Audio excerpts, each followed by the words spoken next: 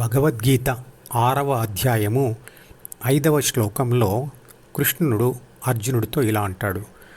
మనిషి తనను తానే ఉద్ధరించుకోవాలి, తన ఆత్మను నరకంలో పడనివ్వకూడదు అని. ఈ ఆత్మ కొన్ని సందర్భాలలో తనకు మిత్రుడు మరియు అదే తనకు శత్రువు కూడా అవుతుంది. కాబట్టి అది ఎప్పుడూ తనకు మిత్రుడుగా ఉండేట్టుగా చూసుకోవాలి, శత్రువు కానివ్వకూడదు. మనిషి అంటే ఎవరు మరియు తన ఆత్మ అంటే ఎవరు? ఈ రెండిటి మధ్య తేడా ఏమిటి? చిత్రపటంలో చూపించిన ఏ అంటే పరిశుద్ధమైన ఆత్మ. ఎప్పుడైతే ఈ ఆత్మ ప్రాథమిక మనసు అంటే బిలోని సూచనలు చదివి ద్వితీయ మనసులోని సి అంటే అహం అనే భావనను పొందుతుందో అప్పుడు అది ఏబిసి అంటే ప్రాపంచిక ఆత్మ అంటే ప్రపంచం వైపు మళ్ళిన మనిషి అవుతుంది. భావోద్వేగాలు మరియు కష్టసుఖాలు అనుభవించేది ఇదే. మనిషి తనను తాను ఉద్ధరించుకోవడం లేదా మిత్రుడుగా మార్చుకోవడం అంటే ఏబిసి బి మరియు సిలను వదిలి ఒంటరి ఏగా ఉండిపోవడం. మరియు ఆత్మ నరకంలో పడిపోవడం లేదా శత్రువుగా మారడం అంటే ఏబిసిగా మారడం. పుట్టుకతో ప్రతి శిశువులోని ఆత్మ పరిశుద్ధమైన ఆత్మగానే అంటే ఏగానే ఉంటుంది.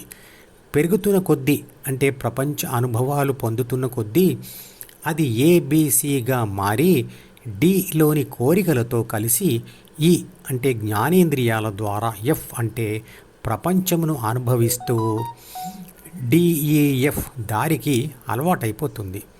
అంటే మనిషికి మిత్రుడుగా ఉన్న పరిశుద్ధమైన ఆత్మ శత్రువుగా మారిపోతుంది. ఆత్మ నరకంలో పడిపోవడం అంటే కూడా ఇదే. మనిషి తనను తానే ఎలా ఉద్ధరించుకోవాలి?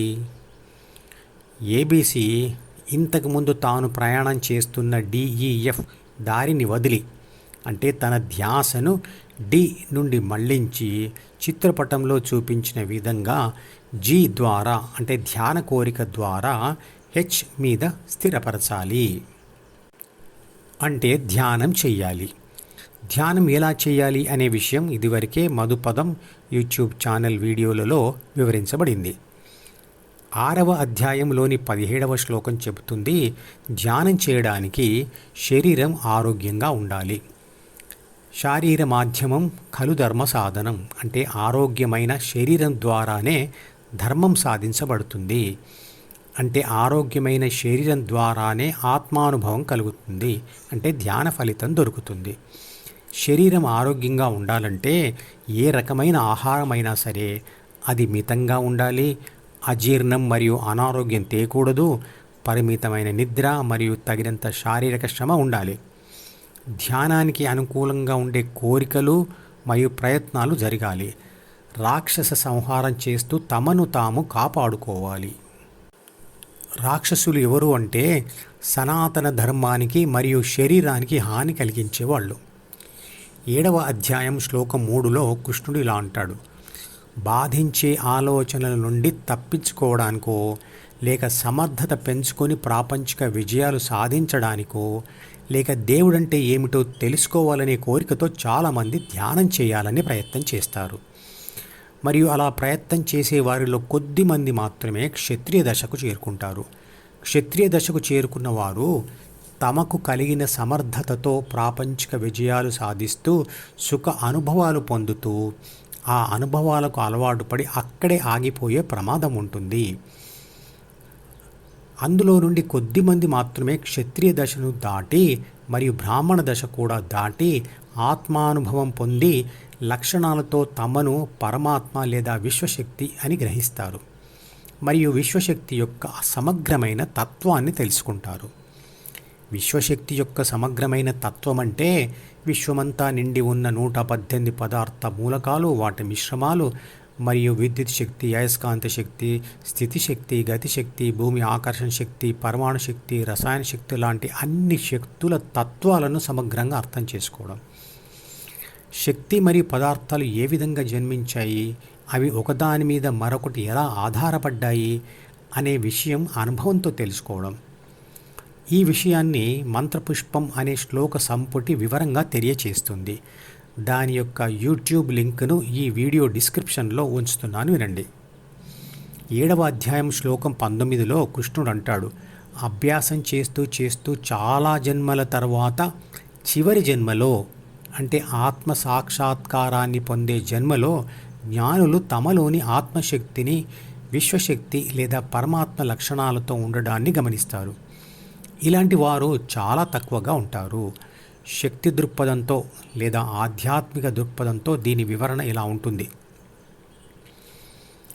నేను ఈ జన్మలో ధ్యానం చేస్తూ పాక్షికంగా సంస్కరించబడిన ప్రాథమిక మనసుతో కలిసి నా ప్రాణశక్తి నా సంతాన రూపంలో పునర్జన్మను పొందుతుంది.